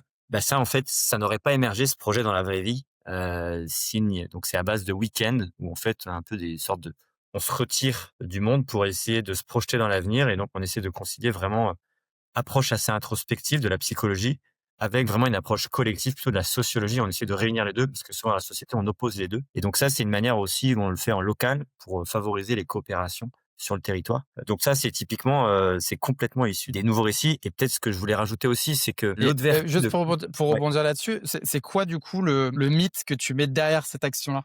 Et qu'est-ce que tu as remplacé, tu vois? Si on part Bah, sur cette base pour moi, le mythe, d'exercice. c'est un pour moi, le mythe, par rapport à ce que je viens de te dérouler là, c'est, les changements, viennent des grands hommes et tant que les grands hommes ont pas décidé que ça changera pas. Et en fait, là, c'était de dire, en fait, les décisions prises par les grands hommes, c'est toujours la partie émergée de l'iceberg, de mouvements souterrains, de plaques tectoniques et que, quelque part, si on veut vraiment que ça change, il faut changer le terreau sur lequel se produisent ces changements. Et donc typiquement, bah, c'est ce qu'on essaye de cultiver à travers les récits, créés dans nos ateliers et c'est le but aussi de Vivant. C'est, Pensée systémique de Denis Meadows qui dit: «Il y a 12 leviers pour changer un système. Le plus puissant, mais c'est aussi le plus dur à activer, c'est le changement de paradigme». Et un des leviers assez haut placé en termes d'impact, c'est de changer les relations entre les gens dans le système. Très intéressant ce que tu disais sur le voilà, sur le côté, remplacer, décision des grands hommes par action souterraine et si on croit en ça, bah, du coup, on se met en action, beaucoup plus facilement et tu allais enchaîner sur un deuxième élément? Ouais, en gros, ce que je disais aussi, c'est que un des objectifs de faire créer ces récits-là, c'est aussi de cultiver la créativité chez les personnes. Je sais pas si tu as vu passer ça, c'est Mathieu Darnaillon qui disait: «Si on fait passer un test de créativité à des enfants de, je crois, 8 ans, ils sont 98 à avoir un score de génie sur l'échelle de la NASA en termes de créativité». Tu fais repasser ce test-là à des gens de 30 ans, tu sais à combien il se chiffre ce résultat? Non? 2. Et donc c'est là où on voit qu'il y a un peu un paradoxe, c'est qu'aujourd'hui, la transition, il s'agit pas de faire un peu plus de la même chose, mais de s'organiser vraiment différemment. Donc en fait, on n'a jamais eu autant besoin de faire appel à notre créativité, c'est-à-dire d'imaginer comment on pourrait faire différemment dans tous les espaces de la société. Et pourtant, on est à une époque où on n'a jamais aussi peu cultivé la créativité. C'est-à-dire que globalement, on a tous cette capacité-là, puisque la preuve, à 8 ans, on l'avait, mais par contre, on a une société qui nous l'a fait perdre, en fait. Et donc le but de nos ateliers où on les met dans cette posture de créer des nouveaux récits, c'est aussi une manière de leur redonner confiance dans leur pouvoir d'imagination et de création. Bien sûr, l'idée, c'est on est ce qu'on fait de façon répétée, donc juste un atelier, ça va pas suffire à leur remuscler leur, capacité d'imagination, mais l'idée, c'est de leur donner envie pour qu'ils aillent cultiver ça. Et moi, je peux te dire qu'entre l'époque où j'étais avocat en cabinet d'affaires et maintenant, j'ai une capacité d'imagination et de créativité qui est sans commune mesure et ça, Mmh. moi, je te parle d'une échelle de globalement, 6-7 ans, quoi. Voilà, c'est une évolution, de l'ordre de 6-7 ans. Ouais, donc en fait, c'est que c'est un muscle que tu pratiques et plus tu prends le réflexe d'identifier quels sont tes mythes, quelles sont les histoires dominantes, quelle est l'histoire que tu te racontes, et de les remplacer par: «OK, qu'est-ce que ça pourrait être d'autre?» en fait, quelque chose de plus positif, de moins limitant, de plus engageant et cetera. Plus tu augmentes ta créativité, quoi. C'est un entraînement, un peu, du quotidien. C'est carrément ça et en rebond sur ça, c'est un truc que j'ai découvert via Vivant, via le projet Vivant. C'est Castoriadis qui dit: «Dans une société, plus une société croit que l'histoire instituée est importante et plus elle croit qu'il y a peu d'histoires instituantes, moins il va se passer quelque chose et à l'inverse, plus elle croit qu'il y a beaucoup d'histoires instituantes, plus il va se passer quelque chose». En gros, c'est quand tu parlais de mythe à remettre en question, c'est un peu ça. C'est-à-dire que si je crois qu'il y a pas d'alternative, c'est-à-dire que la façon dont la société est organisée, et ben, en fait, on peut rien y faire, c'est comme ça. Ben, en fait, ça va comme créer une prophétie autorisatrice dysfonctionnelle, une croyance limitante collective où en fait, on va même pas essayer de faire différemment. Et donc nous, en fait, nous, on essaie de réhabiliter le pouvoir de l'utopie en disant: «L'utopie, c'est pas, l'irréaliste, c'est le futur désirable et après, c'est à nous de nous organiser pour le faire advenir, ce récit-là». Et donc, on pense qu'une société qui a assimilé utopiste à irréaliste, c'est un symptôme du problème. C'est-à-dire qu'en fait, collectivement, elle nous fait croire que dès qu'on essaie de penser différemment, on nous dit: «Espèce de bisounours, c'est pas possible» et cetera. Et en fait, ça, c'est nous mettre en échec et mat. C'est-à-dire, c'est nous empêcher de procéder à la première étape du changement qui est déjà, pour créer une société différente, il faut déjà l'imaginer. Et donc, nous, globalement, on essaye aussi de changer ce mythe qui est: «There is no alternative». En gros, la façon dont la société est organisée, elle ne pourrait pas être organisée différemment. Moi, il y en a un autre qui est très, très puissant, c'est «Une autre histoire de l'humanité» de Graeber, qui montre que globalement, sur les 20 000 dernières années, il y a eu plein de manières de s'organiser dans la société humaine et que l'exception, c'est aujourd'hui, on a l'impression que l'humain a perdu ce génie créatif en termes de diversité d'organisation. Je dis on a l'impression, parce qu'en réalité, par exemple, quand tu regardes dans le domaine juridique, le nombre de façons de s'organiser d'un point de vue d'une organisation, il y a plein de statuts juridiques. On arrive encore à s'organiser de plein de façons différentes. Mais au niveau politique, au niveau collectif, on a l'impression que, bah, en gros, c'est la fin de l'histoire. On ne peut plus s'organiser différemment. Le système aujourd'hui, c'est le pire à l'exception de tous les autres. En gros, on n'a pas d'autre système que celui qu'on a aujourd'hui. Mmh. Donc, tu vois, c'est Alors comme si on montait les couches de croyances, tu vois? Et ça, c'est un peu là, je suis ouais. en train de parler de certaines des croyances les plus, profondes, actuelles. Ouais, alors justement, Moi, j'aime bien ton idée. Il y a une de tes idées fortes dans tout ce que tu partages et tes interventions où tu dis on peut passer finalement d'un imaginaire de la grande privation et où on a un biais cognitif là-dedans qui est le biais d'aversion à la perte, où forcément, ça mobilise pas les gens. Et c'est pour ça qu'on se dit que la transition écologique, c'est pas cool parce que en fait, il faut que je fasse moins de choses, il faut que consomme moins, etc. Donc, en fait, je vais me priver, quoi. Je pousse le fait d'avoir un imaginaire, de cet imaginaire-là, à un imaginaire de la grande transformation où les personnes, ils ont conscience qu'il ne s'agit pas de faire moins, mais de faire autrement. Tu vois, moi, si je voulais te challenger, j'adore l'idée, tu vois, et on adore l'idée de se dire, bah oui, un futur économie du donut, mais concrètement, quand même, la transition, c'est, tu vois, moins de viande, moins de voyages, moins de voitures. Je pense que tout le monde se dit ça, tu vois, c'est très répandu. Et objectivement, c'est chiant, tu vois, pas la transition écologique, mais ça, se priver de ça, c'est chiant. Et donc tu vois, c'est quoi, j'aurais envie de te dire, moi, Benoît, bah, ouais, c'est bien beau, ton truc et tout. Moi aussi, j'ai envie de me dire que c'est possible, mais tu vois, c'est quoi la réussite qui permet de retourner ce narratif-là pour le rendre cool? Alors moi, je te dirais 2 choses. Là, les 2 choses qui me viennent, c'est je pense que déjà, pour qu'un individu convertisse ses désirs, parce que les désirs sont socialement construits, il y a un peu des cheminements à opérer. Donc là, moi, si ça intéresse tes auditeurs ou tes auditrices, c'est d'aller regarder 2 modèles qui parlent un peu de ces possibles cheminements. Il y en a un, ça s'appelle «Les marches du pouvoir» de Virginie Dano. Ça, c'est ce qu'on véhicule dans la deuxième génération de fresques du climat dans la dernière partie. Et le deuxième modèle, c'est le modèle sociologique des 2 collines. Ces 2 fresqueurs qui ont fait le tour de l'Eurasie pendant 2 ans et qui sont allés regarder tout les initiatives pionnières et qui ont regardé un peu les ingrédients des bascules et du coup, ça, pour moi, ça va répondre à ta c'est-à-dire que pour moi, c'est un cheminement. Après, par rapport à ce que tu dis, c'est-à-dire que pour moi, quand on dit: «C'est Donc chiant», quand tu dis cheminement, c'est-à-dire j'ai des désirs et je peux les faire évoluer vers d'autres choses. C'est ça, c'est c'est ça. remplacer,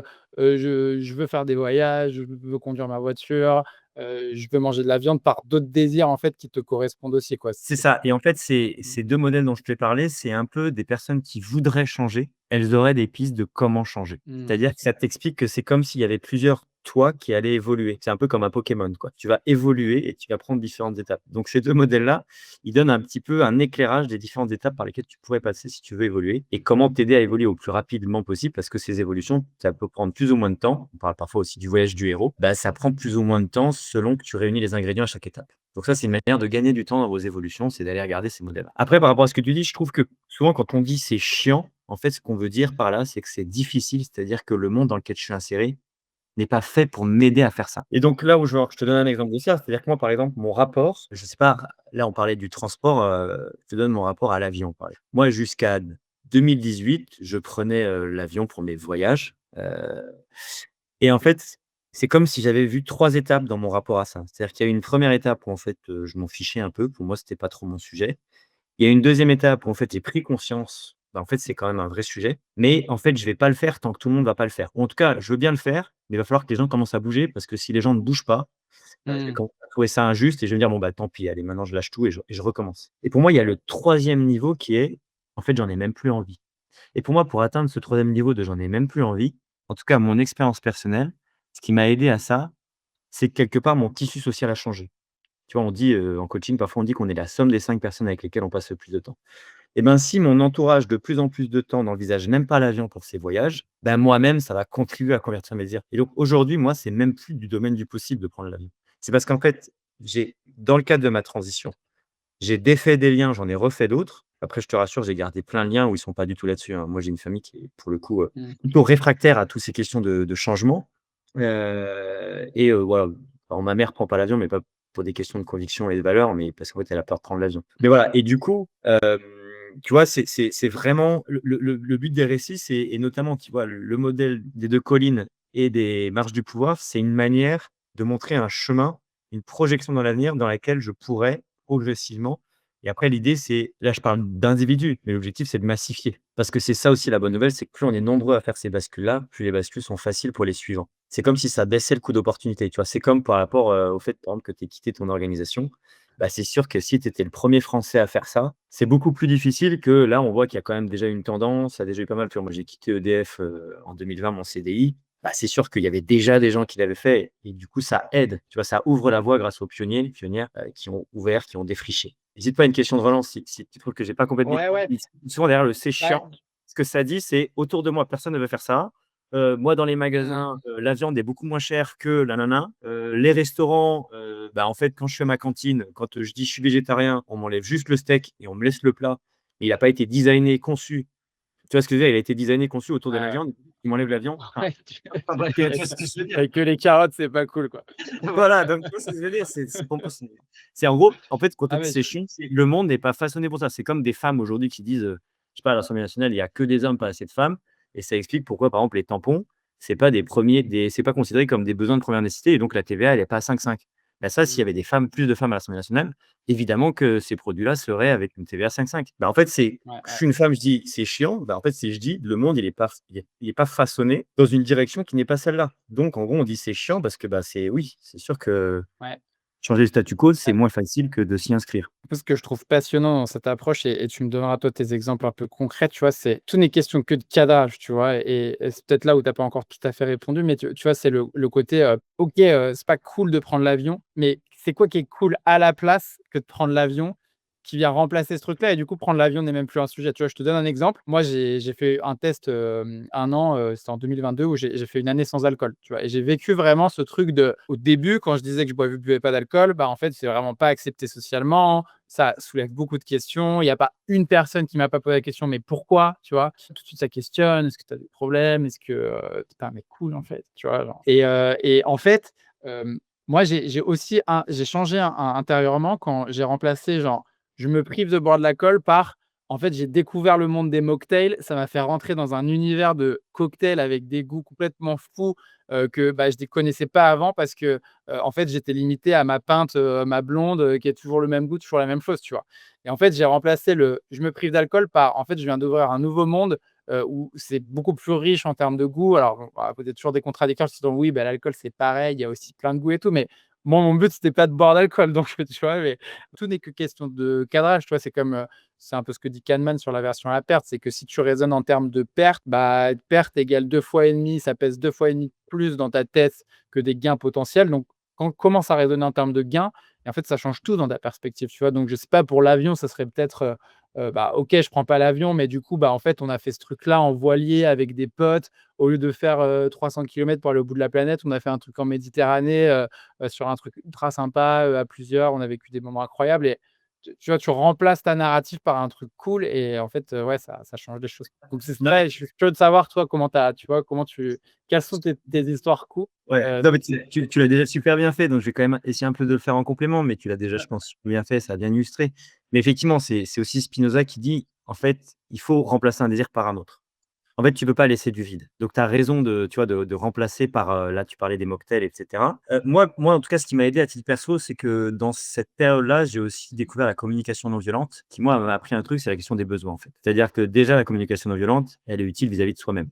Et donc moi, en fait, dans cette période-là, quand je prenais des vacances, j'ai commencé à me dire: «Mais en fait, quels sont mes besoins maintenant?» Plutôt que de faire mes vacances par automatisme, un peu par mimétisme ou, je sais pas: «Ah, j'ai entendu un tel, il est parti là-bas, bon, bah, je vais partir là-bas». Là, je commence par me dire de quoi j'ai besoin et du coup après je prépare mes vacances pour répondre au mieux à ces besoins-là. Grâce à ça, mes vacances sont beaucoup plus, épanouissantes parce que je les fais moins par imitation, mais beaucoup plus en conscience Mmh. de quoi j'ai besoin présentement. Et donc après, par exemple, quand j'ai essayé un peu de tirer, qu'est-ce qui se jouait derrière, par exemple, quand je partais en voyage, en fait, ce que je voulais, c'était sortir de mon cadre habituel, et pour sortir de mon cadre habituel, mais en fait, il y a plein d'endroits où je peux le faire. Je suis pas obligé d'aller extrêmement loin. Tu vois, je peux donner un autre exemple. Nous, à un moment donné, on allait fresquer un cabinet de conseil Bain& Company en Europe du Nord et ben là, les fresqueurs qui organisaient cette intervention-là, ils ont dit: «Nous, on prend pas l'avion, donc si vous voulez qu'on vienne pour animer votre séminaire, l'idée, c'est que vous nous défrayez nos trains et nos hôtels». Et donc en fait, on a fait des haltes à Stockholm, à Copenhague et donc en fait, là, il y a aussi une forme de nouveau récit. C'est-à-dire qu'entre on prend l'avion juste pour la journée, c'est comme si on avait changé de station de métro. Là, en fait, on a fait un vrai voyage entre guillemets «épique». On a rencontré des fresqueurs locaux, où on s'est aussi rencontrés beaucoup plus entre nous, parce qu'on a quand même passé du coup une semaine ensemble, voire 2, parce que pour d'autres, on Mmh. s'est dit: «On va rester pour faire des treks dans les fjords, en Norvège et tout». Bah, en fait, ça ouvrait un autre champ des possibles, comme tu l'as dit et moi, clairement, ces 2 semaines-là, elles resteront mémorables. Alors que si on avait juste pris l'avion, ça aurait pris 2 jours et en vrai, il se serait pas passé grand-chose, en fait. On Mmh. aurait juste changé de station de métro et donc voilà, c'est intégrer, c'est un classique, hein, mais c'est intégrer le transport au voyage. C'est-à-dire pas en faire un non-moment, mais en faire un moment plein, où il se passe des choses, en fait. Ah Ça, génial. c'est Ouais, génial. Ça me fait penser à pas mal de je vois passer des choses sur LinkedIn avec, je crois que c'est Mello, il me semble, enfin voilà, il y a pas mal de petits comptes qui Mollo, je crois. justement mettent Mollo, ouais, exactement, qui, je mettrai le lien aussi dans la description du podcast, mais, qui justement, promeuvent ce côté, oui, ça prend plus longtemps, mais en fait, tu peux en faire une partie intégrante de ton voyage et c'est très cool et tu découvres des villes sur le chemin et cetera, donc, ouais, passionnant. Hem, Moi, il y a quelque chose que je trouve, que j'observe et que je trouve aussi intéressant dans ton parcours, c'est que, tu as démarré un peu en coaching individuel sur la transition professionnelle, voire reconversion et cetera. Puis tu t'es mis aux ateliers collectifs, Fresques du climat, Fresques des nouveaux récits et ce que j'aime d'ailleurs, tu vois, c'est que par rapport à ce que je disais au début sur ma question de recherche, c'est que justement, toi, tu réfléchis pas mal à l'intersection entre individu et collectif et tu as fait évoluer ton approche sur quelque chose d'assez individuel au début à quelque chose un peu plus systémique qui intègre l'organisationnel. J'ai l'impression qu'il manque quand même le côté sociétal, tu vois? Et l'idée de la transition, écologique, c'est d'avoir une transformation qui soit vraiment systémique, tu vois? À grande échelle et c'est la question, c'est comment on arrive à embarquer largement et j'ai l'impression que jusqu'ici, tu touches pas aux vrais leviers systémiques entre guillemets, ce qui sont, bah, tu vois, la loi, la régulation, le lobbying, le pouvoir un peu dur dans le sens du terme. Donc, je crois que tu disais dans ta bio LinkedIn que si Gandhi et Mère Teresa jouent au Monopoly, à la fin, l'issue du jeu, c'est toujours la même. Donc ce qu'il faut, c'est changer les règles du jeu, potentiellement aller vers, plutôt le jeu du donut. Mais du coup, comment est-ce que tu concilies les 2 approches, pour toi? Tu vois? Et quels sont, les vrais leviers du changement, bah, Ouais. systémique à grande échelle? Merci pour ta question. L'autre manière que j'ai de me présenter, c'est de présenter mes engagements sous forme de poupée russe, justement. En gros, OK. plus la poupée russe est plus petite, plus elle va avoir un impact rapide mais faible. Plus elle est grande, plus elle va avoir un impact important, mais elle va prendre du temps. Donc en gros, ma plus petite des poupées russes, c'est mes bilans de compétences, mes coachings. En gros, c'est un impact rapide, c'est 3 4 mois, mais c'est faible, c'est une personne, quoi. Ensuite, j'ai mes ateliers d'intelligence collective, une quinzaine de personnes. Puis j'ai mon engagement à la fresque des nouveaux récits. Là, on est à peu près à 23 000 personnes qui ont participé à l'atelier. On est à peu près à un peu plus de 500 personnes qui animent l'atelier. Bon, j'ai oublié un, mais j'en ai un qui s'appelle Lutter Contemplation. Là, l'objectif, par exemple, c'est de faire en sorte que les églises désinvestissent des énergies fossiles. Et donc, encore plus gros, c'est la fresque du climat. Donc, je suis salarié à 3/5 dans cet asso, en tant que directeur innovation, pédagogie, impact. Et donc là, on a à peu près 100 000 fresqueurs dans le monde, donc personnes qui animent l'atelier, et on a touché 200 000 personnes. Et la plus grosse des poupées russes, celle qui donne du sens à toutes les plus petites, c'est Vivant, justement. Parce que Vivant, l'objectif, c'est de contribuer à ce changement de jeu de société. Et donc, typiquement, dans le cadre de ces week-ends, c'est aussi de permettre à chacun des actrices et des acteurs de recontextualiser leurs initiatives dans ce changement plus global. Et je te donne un exemple. Une des inspirations, c'est un livre qui s'appelle Stratégie anticapitaliste. En gros, c'est un chercheur américain dont la raison d'être, c'était de voir comment on pouvait sortir de ce jeu de société actuel que moi je qualifie de monopoly socio-écocidaire compétitif. Donc, qui à la fois porte atteinte au tissu social et à la soutenabilité de la planète. Globalement, il dit: «Trop souvent, les gens ont tendance à opposer les modes d'action». Tu vois? C'est un peu moi, c'est une citation que je donne. En fait, nos week-ends vivants, c'est un peu comme des jeux. En fait, on vit un espèce de jeu pendant un week-end, et typiquement, on a un livret joueur, on a des cartes de jeu et cetera et dans le livret joueur, il y a une citation qui dit justement: «La vérité est comme un miroir tombé de la main de Dieu et qui s'est brisé. Tout le monde en détient une partie et croit que toute la vérité s'y trouve» et donc souvent, en fait, dans ces initiatives de transition, chacun qui détient son petite partie du miroir va croire que en fait, il détient toute la vérité et donc il y a que son mode d'action qui est le bon. Et donc le but de ces week-ends vivants, c'est aussi de retisser ces liens entre ces différents modes d'action. Et donc, globalement, tu vois, moi, en tout cas, ma contribution la plus systémique, c'est Vivant pour moi. Donc c'est pour ça que moi, je me dis, en tout cas, j'ai fait émerger Vivant à un moment où je me disais un peu ce que tu disais, c'est, bah, écoute, c'est bien beau tout ce que tu fais, mais ce qui manque, c'est un horizon qui puisse apporter une réponse à la hauteur des enjeux. C'est-à-dire que j'avais besoin de ça pour me dire, j'arrêtais de faire ça pour la beauté du geste. C'est-à-dire que jusqu'à ce moment-là, ce que je disais, c'est ce qui compte pour moi, comme je sais que je ne suis pas tout puissant, c'est de vivre ma meilleure vie et de faire ce qui me paraît être juste. Et c'était vrai, mais globalement, Vivant, ça a émergé il y a un peu plus d'un an. À ce moment-là, je me suis dit, vu comment ça devient de plus en plus tendu au niveau mondial et au niveau de la France, je me suis dit: Ça me suffit plus. Il faut en plus de ça que je puisse cultiver, même si c'est quelque chose de l'ordre de la cathédrale qui met des années, des décennies à se faire, il faut que j'ai cet horizon, en fait. Mmh. Voilà, je sais pas si ça répond un peu, mais en tout cas, Vivant, Ouais, c'est complètement. systémique. Et pour tirer le fil, c'est ce côté, donc tu crées un espace, tu rassembles des gens qui sont, un peu sur les mêmes, schémas de réflexion sur la transition et cetera et donc pour reprendre ce que tu disais tout à l'heure, c'est que plus tu multiplies ça, plus tu changes le terreau, la manière de penser des gens, les narratifs et cetera et l'idée, c'est que du coup, tu vois, là où j'arrive pas à le raccorder, c'est quand est-ce que ça permet ça de faire basculer le système par-dessus, tu vois? OK, Ouais. il y a une action, sujet à santé en dessous, mais comment tu remontes pour avoir un changement, bah, effectif, tu vois? Et peut-être que tu auras des exemples à me donner de choses qui très concrètement ont changé, tu vois, via Vivant et d'initiatives que vous avez lancées. Déjà, ce que je trouve intéressant, c'est, il y a des précédents historiques là-dessus. En gros, Vivant s'inspire aussi c'est né dans les démocraties d'Europe du Nord. Donc il y a un TEDx qui parle de ça. Je crois que c'est The Nordic Secret. En gros, ce qu'il explique, c'est que je crois que c'est dans les années 30, a été mis en place plein de retraites. Donc là, pour le coup, c'était pas 2 jours, hein, c'était, 6 mois. Mais, une grosse partie de la population est allée faire ces retraites de 6 mois où globalement, on les formait aux enjeux du monde et un peu à leur «singularité» entre guillemets. Et ça a permis à ce que globalement les pays d'Europe du Nord passent des pays un peu en retard aux pays aux avant-gardes, des transformations, de l'époque. Donc nous, c'est un peu ça, c'est-à-dire c'est contribuer à ces transformations, sous-jacentes. Le but de ces week-ends, c'est que d'abord on s'adresse aux pionniers, puis après, c'est de se dire en gros, on est un peu dans la tactique de temps, un temps où on vient relier tous les déjà là, donc tous ces pionniers qui agissent déjà, mais en les mettant en lien, bah, ça démultiplie leur pouvoir d'agir. En gros, ça permet de mutualiser des ressources. Et après, une fois que c'est ça, l'idée potentiellement, c'est d'aller chercher plutôt les adopteurs précoces. Et là, potentiellement, on pourrait partir de vivant des mouvements. Donc, faire, en gros, c'est tu crées les conditions que des mouvements émergent. Et donc, par rapport à ça, c'est aussi de dire, en fait, potentiellement, dans ces week-ends, tu peux avoir des décideurs. Tu peux avoir tu vois ce que je veux dire? Mmh. Et donc, et pour moi, la dernière élément que je voudrais répondre là-dessus, c'est de dire, en fait, on est tous les membres d'un seul corps, en fait. Tu vois? En termes de système, la société française, c'est un seul corps. Et donc, l'idée, c'est que comme tout est lié, bah, en fait, en changeant, tu vois, c'est pareil, tu vois, par exemple, quand tu réfléchis un peu en te disant quand tu changes un système, en fait, c'est jamais au niveau des centres du système que le système va changer. Mmh. Parce que quand tu veux changer de jeu de société, ceux qui veulent le moins changer, c'est ceux qui sont le plus en conflit d'intérêt avec le jeu de société d'après. Et donc, c'est ceux qui sont le plus au pouvoir. Donc, c'est pas par eux que le changement va venir. Et donc, c'est pour ça, là, l'objectif, finalement, par exemple, de ces week-ends-là, c'est de relier plutôt les marges, donc tous les pionnières et les pionniers qui sont en train de faire émerger cet autre jeu. Et Mmh. donc, l'idée, c'est de contribuer à massifier ça. Je vois bien enfin, du coup, ouais, je ça, c'est beaucoup plus clair et merci.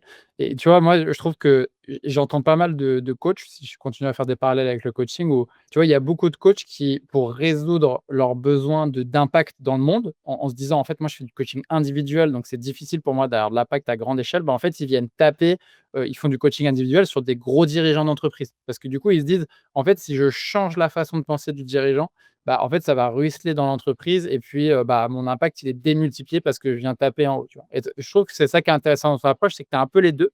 Tu pourrais avoir du coaching individuel où en fait, tu te dis: «Je vais taper les bonnes personnes», ou alors tu fais une fresque, mais OK, une fresque, c'est 15-20 personnes, mais en fait, je le fais, tu vois, sur des énarques, sur des polytechniciens, sur des gens qui vont être dans des positions de pouvoir parce que, du coup, je plante des graines déjà à des niveaux, tu vois, de personnes qui vont potentiellement être des décideurs, et ça combiné à une action, sous-jacente comme tu le disais où, bah, tu vas prendre les pionniers, les pionnières et tu vas essayer de donner du corps à un peu ces nouveaux mouvements, donc ouais, c'est peut-être ça la réconciliation, tu vois? Entre individuel, micro, collectif et peut-être, collectif plus large, plus sous-jacent, quoi. C'est ça. Et après, pour moi, c'est aussi la question, c'est, tu vois, moi, je dis, son ikigai, c'est la rencontre de son monde intérieur avec le monde extérieur. Donc, c'est ta singularité avec les enjeux du monde. Donc, ça veut aussi dire que si toi, tu évolues, ton ikigai peut changer, ou si le monde évolue beaucoup, tu peux changer. Et moi, c'est sûr que par ma singularité, par exemple, j'ai beaucoup de diplômes. Donc, c'est aussi pour ça que moi, je suis beaucoup allé faire, par exemple, des interventions, des ateliers auprès des publics que tu as cités. Tu vois, moi, par exemple, j'ai même fait voilà, bref, des hauts dirigeants d'entreprise, des personnes avec des hautes fonctions au niveau politique.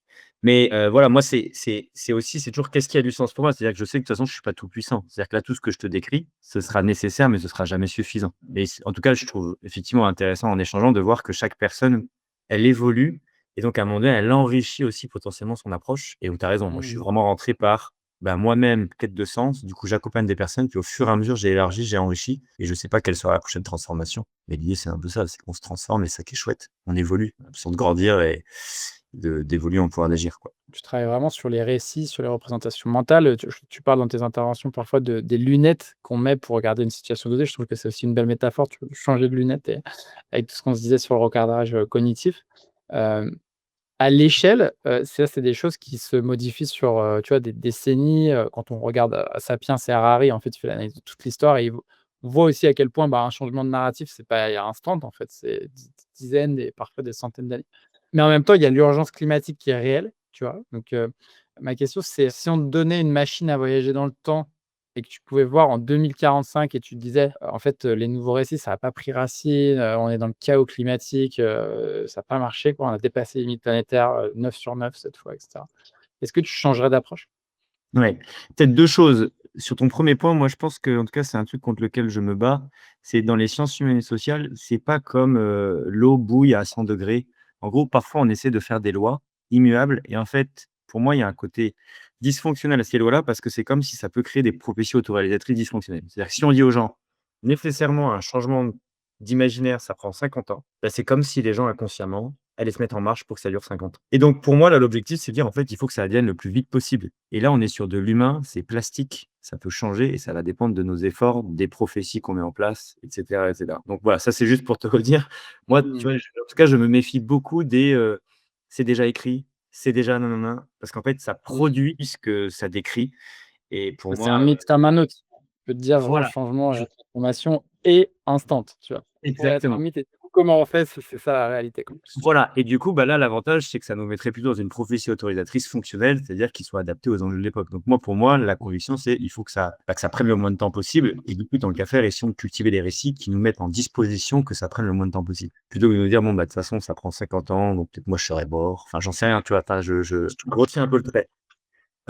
Après sur ce que tu dis, pour moi, c'est intéressant parce que là, je remonte l'histoire. Quand je suis en 2018, tout ça et que je me pose des questions de quoi faire, si je fais pas avocat. C'est un des conseils qui était donné, c'est-à-dire, c'est un bon indice que tu es à ta bonne place si tu es capable quand tu te dis: «Imaginons, je me projette dans 10 ans, j'ai fait ce que j'envisage de faire et ce que j'ai fait n'a pas porté de fruits. Est-ce que je suis OK avec ça?» Et pour moi, c'est le cas. C'est-à-dire que, comme je t'ai dit, je suis pas tout puissant, mais je suis convaincu que ce que je fais me permet de contribuer à la racine de ce qui se produit là et en même temps, me permet de grandir, résonne avec qui je suis, qui j'ai envie d'être. Parce que c'est aussi ça, c'est de se demander qui j'ai envie d'être, parce qu'on est ce qu'on fait de façon répétée. Donc, moi, en faisant ça, je deviens quelqu'un aussi. Mmh. C'est ça le Et sens aussi, je pense. C'est d'être fondamentalement aligné et de se dire: «En fait, peu importe l'issue de ce que je fais, j'y crois profondément et ça donne du sens à ma vie, c'est quoi». ça, tu vois, moi, j'avais écrit un mémoire de coaching, c'était la quête de sens et d'alignement d'une partie de la génération Y dans sa vie professionnelle. Et c'était vraiment aussi ça. C'est Jean-Marc Jancovici qui parle de solution de moindre regret. Bah, moi, en fait, je vis ma meilleure vie. Et c'est ça, quelque part, qui fait que dans 10 ans, je me prolonge,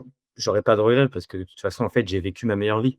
Et c'est aussi un des témoignages que je fais par rapport à ce que tu disais au tout début. C'est-à-dire que moi, au milieu de ma bascule, quand on me demandait: «Est-ce que tu regrettes de savoir tout ça, nanana?» Là, je pouvais me poser la question. Maintenant, ma vie est bien plus savoureuse qu'en 2018. Et pourtant, en 2018, ma vie, elle était pas, foireuse, hein. Enfin, je veux dire, globalement, j'avais plein de super chou un peu comme tu décrivais en quittant Weston, j'avais plein de trucs hyper chouettes. Mais clairement, ma vie aujourd'hui est bien plus savoureuse, bien meilleure et je suis bien plus fier de la personne que je suis devenu aujourd'hui que la personne que j'étais en 2018. Donc ça, je trouve que c'est aussi porteur d'espoir. C'est, Mmh. voilà, Et qu'est-ce qui a changé du coup? si je devais dire un truc, c'est que j'ai l'impression d'avoir tu vois, parfois, je dis: «Tu prolonges ta vie aujourd'hui et tu te projettes sur ton lit de mort en te disant: "Est-ce que là, j'ai l'impression d'avoir une vie pleine, heureuse?"» Et là, moi, aujourd'hui, je prolonge ma vie, c'est le cas. En 2018, c'était pas le cas et je pense qu'en 2018, c'est Jung qui parle de processus d'individuation. C'est qu'en fait, j'étais encore trop indifférencié. J'étais encore trop façonné par un peu les voies toutes tracées, alors que là, Mmh. vraiment, bah oui, il y a eu un certain nombre d'obstacles, mais là, j'ai vraiment l'impression d'être singulier, enfin d'avoir et d'apporter quelque chose au monde. C'est-à-dire que quand j'étais juriste, par exemple, je disais: «En fait, j'étais juriste, numéro 5, quoi». En fait, n'importe qui pouvait faire ce que je faisais. Là, maintenant, quand tu regardes mes différentes activités, bah, il y a peut-être d'autres personnes qui peuvent le faire, mais je pense qu'on est quand même beaucoup moins nombreux et du coup, il y a aussi un côté, je me sens beaucoup plus utile parce que je me dis: «Je suis moins un boulon interchangeable, quoi». Je sens que là, vraiment, la place que j'occupe, c'est une place qui est vraiment utile à sauter et en même temps qui me fait vraiment grandir et qui me fait me sentir utile, quoi. Ouais, ouais, j'aime beaucoup ça et j'avais une autre référence en tête, alors je j'ai plus le nom, je retrouverai, je mettrai quand même dans la description, mais je crois que c'est Jung qui dit ça aussi, la différence entre, le masque social, donc ce que tu renvoies et puis qui tu es à l'intérieur et il y a beaucoup de choses qu'on fait pour, bah, en fait, être conforme à notre masque social et je pense que ça se traduit dans des décisions, tu vois? À côté un peu vie par défaut, il faut faire des études, il faut avoir un diplôme et ça nous fait faire des choix pour les autres et ce qu'on pense que les autres attendent de nous pour garder notre masque et ça permet pas au soi de s'exprimer vraiment, quoi. On navigue toujours un peu cette tension mais il y a une solution et enfin, en tout cas, je trouve qu'on n'est jamais aussi heureux que quand on accepte de se marginaliser, tu vois? C'est paradoxal, mais quand on accepte d'aller au bout de nous, dans notre bizarrerie, dans nos intuitions, dans qui on est, en fait, on se marginalise, c'est-à-dire qu'on s'écarte des grosses autoroutes pour aller sur les petits chemins de sentier et c'est là, en général que enfin, la magie commence un peu à opérer, quoi. Bah, c'est marrant parce qu'effectivement, Carl Jung, il dit: «On est toujours polarisé entre 2 pôles, te fondre dans le collectif et exprimer son individualité, sa singularité». Et moi, par rapport à ce que tu dis, c'est peut-être une autre réponse que j'aurais pu te faire, c'est en 2018, j'avais l'impression très souvent de porter un masque. C'est-à-dire que typiquement, quand j'étais, chez EDF et cetera, j'avais l'impression de j'étais juriste, J'étais pas Benoît. Et maintenant, la grosse différence, c'est que j'ai l'impression d'être moi tout le temps. Deuxième indice, c'est que Je te moi, rejoins peu importe, totalement là-dessus. tu vois, moi, c'est quand je dis finalement ma définition du bonheur, moi je dis c'est vivre à la bonne heure. C'est l'objectif, l'idéal, c'est qu'à chaque instant, j'ai l'impression d'être au bon endroit au bon moment. Et donc clairement, moi aujourd'hui, que ce soit mes vacances ou pas mes vacances, en fait, week-end, pas week-end, en fait, j'ai pas l'angoisse du dimanche soir. Enfin, moi, c'est vraiment genre, Mmh. je te dis pas que je vis pas des challenges, je te dis pas qu'il y a pas des trucs difficiles, et cetera. Mais clairement, moi, à Bien sûr. chaque, enfin, tu vois ce que je veux dire? Et donc, c'est pour moi, c'est aussi ça un autre indice, c'est vraiment ce côté, je vis à la bonne heure. Mmh.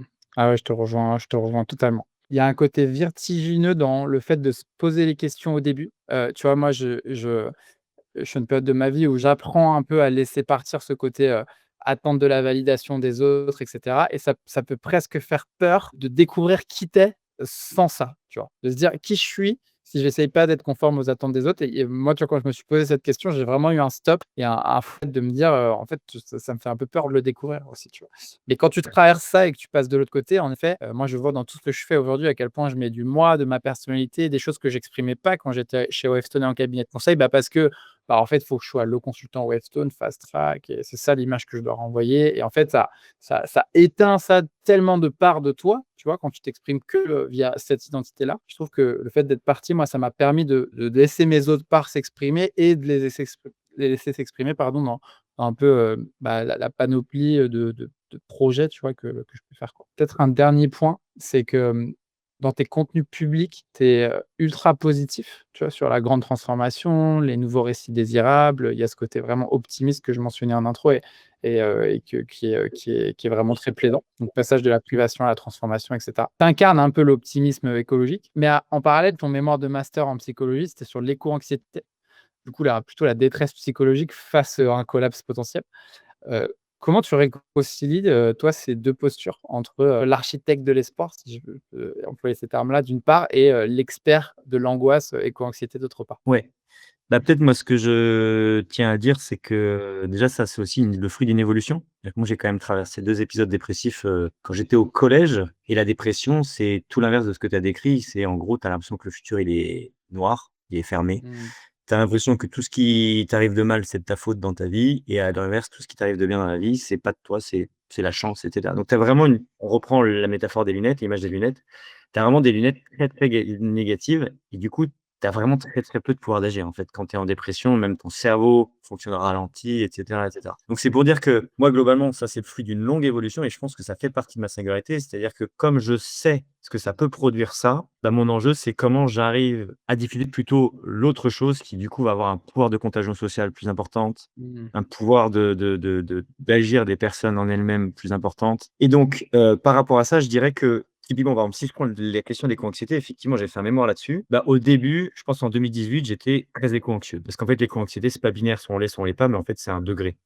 Et donc, je pense que je l'étais pas mal. Et c'est justement si je reprends les marches du pouvoir, c'est le fait d'avoir gravir les marches, c'est le fait d'avoir passé les différentes étapes du modèle sociologique des 2 collines. C'est de faire avancer sur mon voyage du héros qui fait que, globalement, c'est un peu comme si j'avais traversé une crise existentielle et que le fait de l'avoir traversée, maintenant, donnait un sens, plein et me rendait capable de faire ce que je fais aujourd'hui, à savoir continuer à porter justement et à inciter à porter notre regard sur ce qui nous met en mouvement, ce qui nous mobilise, plutôt que ce qui nous tétanise, ce qui nous sidère. Et tu vois, je sais que bon, maintenant ça me parle, enfin, c'est pas ce que je me dis, mais je sais qu'à l'époque, en 2018 et cetera, une des phrases qui me revenait beaucoup, je sais plus qui l'a dit, mais il dit en gros: «Le pessimiste et l'optimiste meurent de la même façon, mais vivent différemment». Et donc pour moi, en fait, Absolument. en termes de et puis moi là, je vais même au-delà, c'est-à-dire que c'est pas juste, en tout cas moi dans les actions que je porte, c'est pas juste moi de vivre différemment, et c'est d'avoir un impact différent. Pareil, avec Vivant, j'ai découvert en cheminant, tu vois, il y a les 17 objectifs du développement durable et il y a une ONG suédoise qui a développé les, je crois, 24 objectifs du développement intérieur. Et c'est de dire, on ne fera pas advenir les ODD si on ne transforme pas l'humain. Donc ça reboucle avec la spirale dynamique, c'est un peu tout ce que je t'ai dit. Et pareil, eux, les gens à l'initiative de ça, ils s'inspirent notamment du Nordic Secret, qui est ces retraites de 6 mois, enfin, tu vois, un peu tous ces sujets-là. Et globalement, eux, ils disent, c'est des compétences à développer pour être capable de faire advenir le changement. Et moi, je me suis rendu compte quand j'ai vu la nomenclature de ces ODI, Objectifs de développement intérieur, qu'en fait, je les avais beaucoup développés. Et l'une de ces, dans le cinquième colonne qui est permettre le changement de mémoire, il y a la persévérance. Moi, je pense que j'ai cultivé énormément la persévérance. Par exemple, quand tu reprends des études, alors que tu as déjà fait 10 ans d'études, 5 ans d'études de psychologie, je pense que Mmh. faut un petit peu persévérer. Et il y a aussi l'optimisme. Parce qu'en fait, quand tu essaies d'enclencher des dynamiques collectives, bah, si tu commences à essayer de mobiliser les gens en leur disant: «Vous savez, c'est foutu, mais venez avec moi». C'est pas tout à fait la même chose Mmh. que si tu leur dis: «En vrai, ce qu'on va faire, il faudra que ce sera nécessairement mieux que si on l'avait pas fait». Sous-entendu, si on le faisait pas, Ouais. ça manquerait au monde et ça, pour moi, bah, c'est vraiment une manière de mobiliser davantage et c'est typiquement aussi un des objectifs de la deuxième génération de la frise du climat.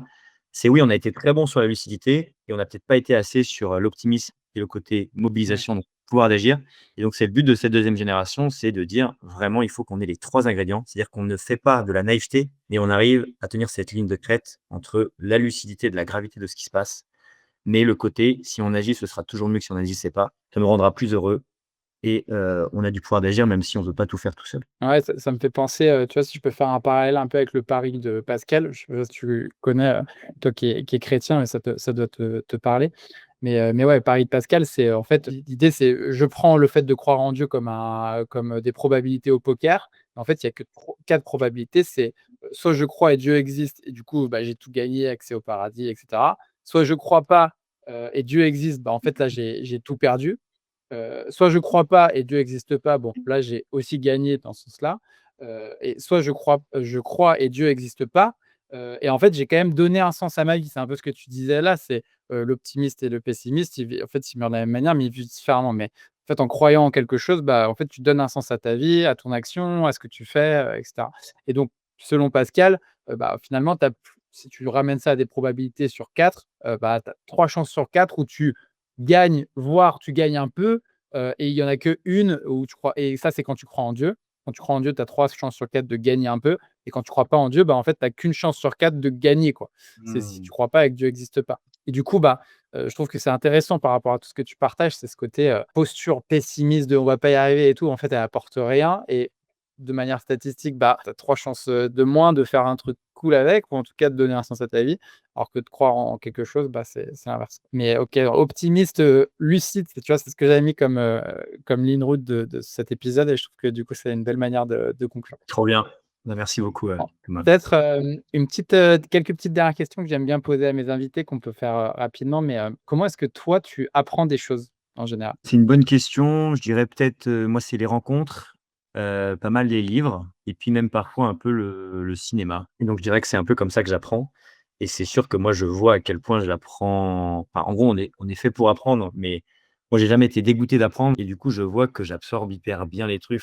Enfin voilà, c'est un peu comme si, c'était exponentiel, quoi. C'est-à-dire que plus tu as réussi à absorber, plus tu absorbes facilement des choses parce que plus dans ton cerveau, ça fait des liens avec ce que tu as déjà, voilà et donc du coup, tu vois, par exemple, j'ai un téléphone où je mets toutes les citations que je retiens, tous les extraits de livres que je lis. J'en ai plus de 160 et je viens c'est comme si ça nourrissait un peu mon Ouais, pareil. tu as une capacité à sortir de la référence, et c'est ça sort, enfin, moi, je me considère comme quelqu'un comme ça parce que j'aime beaucoup cruncher des choses et tu vois, découvrir des concepts, pouvoir les citer et cetera, parce que ça me donne des cadres de réflexion que je trouve souvent intéressants. C'est vrai que toi, tu as beaucoup, beaucoup de rêves. On sent que tu as absorbé pas mal de choses, quoi. C'est clair. Est-ce que tu as un livre à recommander? N'importe quoi, tout genre Ouais. confondu, que tu marqué? Bon, vraiment, c'est vrai que j'en ai pas parlé, alors j'en parle un peu souvent ces derniers temps, mais c'est ce livre-là, Humanité, une histoire optimiste. Je sais pas si tu as OK. entendu parler de Rutger Bregman. Il a fait beaucoup écho à mes études de psychologie sociale. Donc la psychologie sociale, c'est l'interface entre la psychologie, l'approche individuelle et la sociologie, l'approche collective. Et c'est aussi pour ça, je pense que ça explique mon évolution perso, c'est que c'est aussi parce que j'ai fait ces études-là qui m'ont amené un peu à évoluer, alors qu'à la base, je voulais faire psychologue clinicien, donc vraiment l'approche individuelle. Et donc ce livre-là, je le trouve hyper puissant en termes de capacité à changer l'imaginaire. Je te donne juste un exemple. Là, si je te dis depuis quand la guerre existe, chez les êtres humains, toi, tu me répondrais quoi? Bah, depuis toujours. Voilà, depuis toujours et ça, je pense que c'est le mythe dominant et en fait, ce qu'il montre dans ce livre-là, mais je l'avais déjà lu chez Graeber, je l'avais déjà lu dans d'autres endroits, c'est qu'en fait, les guerres, c'est d'ailleurs en archéologie, les craintes de violence de masse, c'est un peu une des formes de définition de la guerre, ça vient avec la sédentarité. Parce qu'avec la sédentarité, on passe de sociétés nomades extrêmement égalitaires à des sociétés où en fait, on commence à accumuler et où du coup, ça commence à valoir la peine d'aller taper sur le voisin. Et tu vois, ça, typiquement, ça fait partie des choses qui te transmet là-dedans et qui te voit, enfin, tu vois, c'est là pour le coup, tu changes vraiment ton regard sur le monde. Parce que si je vis en me disant que la guerre est une fatalité, je reparle de mes prophéties autorisatrices dysfonctionnelles. En fait, c'est même plus quelque chose qu'on attend. De toute façon, en fait, l'objectif, c'est de diminuer ça, mais de toute façon, ça sera là. Si par contre, tu te dis, il y a eu des moments dans l'histoire de l'humanité et même plus longues, parce qu'on a quand même vécu 290 000 ans en tant que nomade, à peu près 10 000 en tant que sédentaire, et ben on a été plus longtemps, du coup, sur des sociétés égalitaires beaucoup plus pacifiés que nos sociétés sédentaires, beaucoup plus belliqueuses. Voilà, et ben, je te recommande vraiment ce livre et à tes auditeurs aussi. Je trouve que moi, c'était en janvier, à une période un peu compliquée d'un point de vue politique, et cetera. Et Mmh. ça a été une manière de prendre soin de ce que j'appelle ma flamme d'utopiste, c'est-à-dire de cette flamme qui me permet de contribuer à changer le statu quo plutôt que de rester prostré dans mon lit. Voilà. Génial, parfait. Super. Où est-ce qu'on te trouve, Benoît, pour ceux qui ont été inspirés par ça, qui veulent faire une fresque des nouveaux récits, qui veulent t'envoyer un message? Où est-ce qu'on te contacte? Ouais, bah, c'est sympa, Thomas, bah, je pense que le plus simple, c'est ma page, LinkedIn. Après, j'ai aussi, 2 sites internet. Un site internet pour mes activités d'accompagnement à la transition pro, donc c'est ProSense Transition Professionnelle, quand on tape sur un moteur de recherche, et l'autre, c'est mes activités plutôt de fresques et là, c'est, ProSense Transition écologique, quand on tape sur un moteur de recherche. Et après, si on veut découvrir la fresque des nouveaux récits, on a un site fresque des nouveaux récits, .fr, et puis pour la fresque du climat, bah, pareil, il y a un site pour la fresque du climat. Voilà un peu en résumé. Et si ça vous intéresse, effectivement, il y a eu d'autres formats de podcasts que j'ai pu mettre en lien de ma page LinkedIn, s'il y a des choses qui vous intéressent, d'aller creuser. Trop bien. Écoute, j'ai passé un excellent moment. Merci beaucoup pour, du coup, cette conversation, ta vision, ton énergie. Pour tous ceux qui ont aimé cet épisode, n'hésitez pas à mettre 5 étoiles, à nous laisser un commentaire, à contacter Benoît, à m'envoyer un message. C'est les choses qui ont résonné avec vous. C'est toujours hyper intéressant d'avoir, les retours, ce qui vous a marqué. Nous, on a une vision très intérieure de notre conversation et j'aime toujours voir, ce qui en fait a effectivement résonné pour les autres. Donc voilà, et puis, on se retrouve dans un prochain épisode d'Intelligence humaine. Merci.